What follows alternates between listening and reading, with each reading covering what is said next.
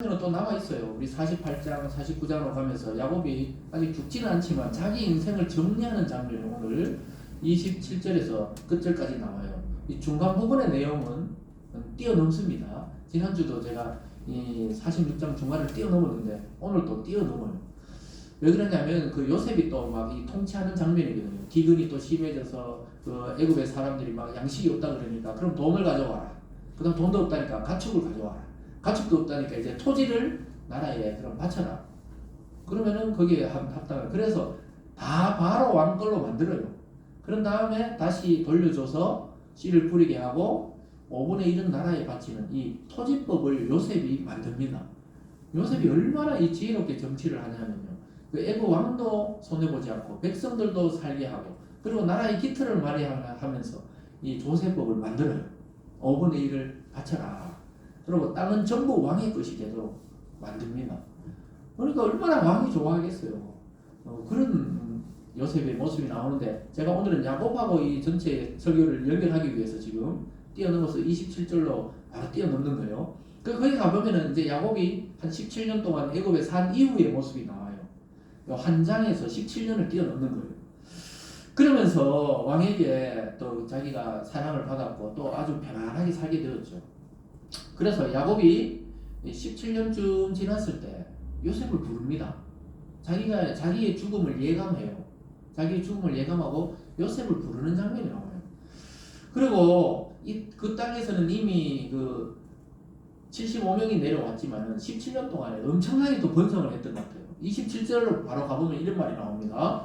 이스라엘 족속이 애굽 고센 땅에 거주하며 거기서 생업을 얻어 생육하고 번성하였더라. 생육과 번성에 대한 이야기가 나옵니다. 이것은 창세기에서 아담과 하와를 창조하시고 하나님이 인간에게 주신 축복이죠. 생육하고 번성하고 땅에 충만하라. 이것을 이 야곱에게 하나님이 그 복을 주셨어요. 그래서 12아들이 12족속을 앞으로 이룰 정도로 많은 자녀를 낳게 되고 후손이 생기게 됩니다. 그래서 여러분 이 약속은 어떻게 이루어졌냐 하면은 야곱이 애굽으로 넘기 직전에 지난 시간에 부엘세바라는 곳에 아브라함도 또 자기 아버지 이삭도 거기서 제단을 드렸던 부엘세바에서 제사 드렸을 때 하나님이 야곱에게 나타나서 약속했죠.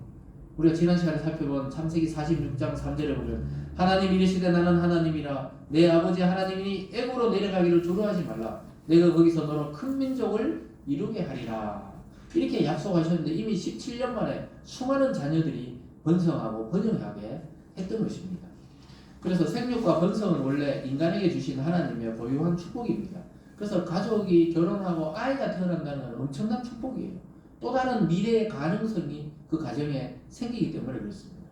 그 아이가 커서 뭐가 될지 모르잖아요. 대통령이 될지 경제인이 될지 목회자가 될지 아니면 유명한 예술가가 될지 그걸 모르는 거거든요.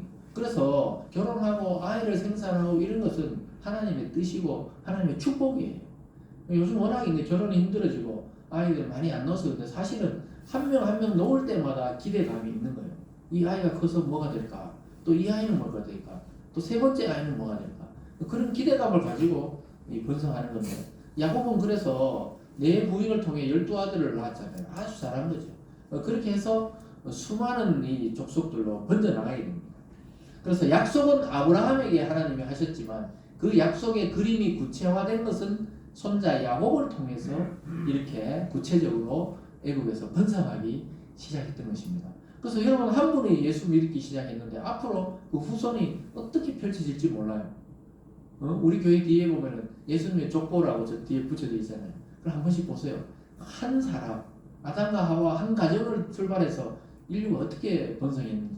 여러분이 만약에 인류의 조상이라면 여러분을 통해서 신앙의 가문이 어떻게 갈지 상상해보면 이게 아주 재밌는 이야기고 아주 신기한 이야기입니다. 그렇게 번성해 나가는 것이죠. 그래서 지금은 그 복이 누구에게로 와 있느냐? 그 아브라함의 축복이 교회로 와 있고 성도 여러분 개개인의 가정과 개인에게로 와 있는 것입니다. 아브라함을 처음에 불러낼 때 자식 한 명도 없었는데 하나님은 네 후손이 앞으로 하늘의 별과 같이 바다의 모래같이 많은 후손이 생길 것이라고 그랬는데 이미 3대째 야곱에게 와서 75명이 그 다음에 뭐 몇백 명이 되고 이렇게 번성하기 시작한 겁니다. 그리고 400년 만에 막 거의 200만 명이 되는 민족이 돼서 출애굽하게 되죠. 여러분 그런 꿈을 꾸세요. 여러분의 믿음의 후손이 수백만 명이 되는 그런 꿈을 꾸면서 기도를 하면은 야, 이게 내 당대에 끝나는 게 아니고 내가 천국에서 내려다볼 때 그 후손들이 막 별과 같이 믿음의 후손이 많아지는 축복을 받으시길 주님의 이름으로 축원합니다.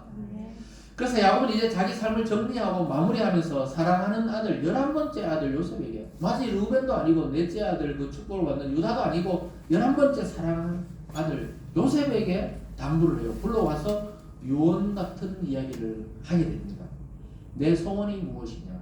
내 147세 이제 곧 죽게 되는데 내 마지막 소원이 내 육체를 죽거든 애굽에 묻지 말라. 내 고향 아브라함과 또 아버지 이삭이 묻힌 그 막벨라 굴 거기다 나를 장사해달라. 이게 마지막 이 노인의 유언이었어요. 29절과 30절 같이 한번 읽어봅니다. 시작. 이스라엘이 죽을 날이 가까우매 그의 아들 요셉을 불러 그에게 이르되 이제 내가 내게 은혜를 입었거든 청하노니 내 손을 내 허벅지 아래에 넣고 인애와 성실함으로 내게 행하여 애굽에 나를 장사하지 아니하도록 하라. 내가 조상들과 함께 눕거든 너는 나를 애굽에 메어다가 조상의 묘지에 장사하라. 요셉이 이르되 내가 아버지의 말씀대로 행하리이다. 여러분 참 그 많은 아들이 있지만 요셉을 불러요. 이 사람은 끊지를 못해 결국은 요셉 불러가지고 맹세를 얻습니다.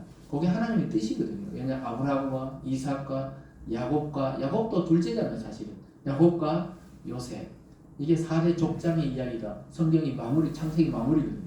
하나님의 그 축복은 첫째에게 가는 게 아니에요. 무조건 하나님의 사랑하는 택한 자에게로 가는 겁니다.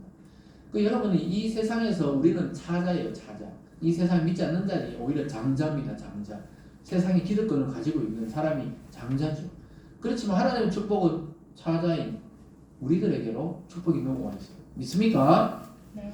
그래서 11번째 아들을 불러서 그 이야기를 쫙 합니다. 내 소원은 그것이다. 그 정신이 발전하고 아직 육체에 건강이 있을 때 말을 합니다. 그러나 이미 이때 일어서지는 못해요. 침상에 누워있는 상태입니다. 그리고 나중에 보면 또 손자들 쫙 축복해주고 그리고 마지막에 다소곳이 자기 발을 모으고 숨을 거두는 장면이 이 다음 시간쯤 쭉 나옵니다. 그래서 오늘 보면은 마지막 이야기 같은 이야기를 이미 하고 있어요. 왜냐? 정신이 맑고 육체가 아직 건강할 때 그 이야기를 합니다. 그러니까 요셉도 알겠습니다. 아버지 그렇게 하겠습니다. 이렇게 딱 하고 나서 31절에 보면은 하나님께 야곱이 마지막으로 경배합니다. 31절에 이렇게 말씀해요.